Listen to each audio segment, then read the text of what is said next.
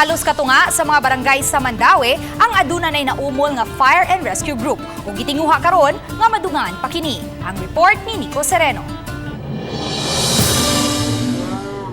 Eksena kini sa Fire Olympics nga gihimo sa Mandaue sa miaging simana. Nagsangka agig pagpakita sa ilang abilidad ang mga sakop sa lain-laing rescue groups ug fire volunteers. Pinaagi sa kalihukan masukod ang ilang kaandam pagresponde sa mga alarma sa sunog ug mga disgrasya nga nagkinahanglan og rescue. 12 sa 27 ka mga barangay sa Mandaue ang dunay fire volunteer group.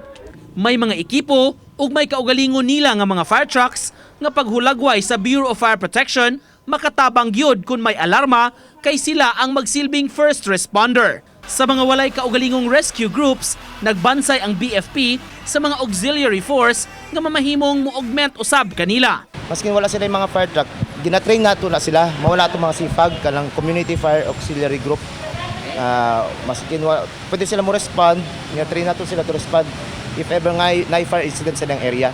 Pwede nilang gamiton, fire extinguisher, tubig. Kaganihang buntag giila ang mga mananaog sa Fire Olympics. Gideklara ang overall champion sa city level ang taga-barangay Paknaan.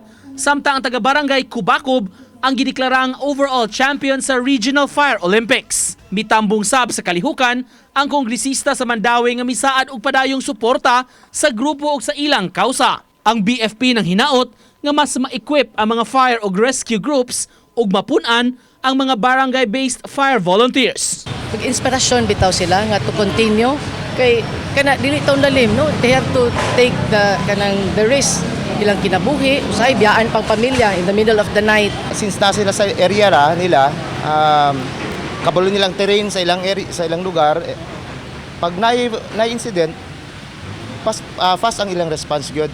Then pag mabot ang atong mga fire truck, kung na-contain nila mas maayo, but at least ma-minimize.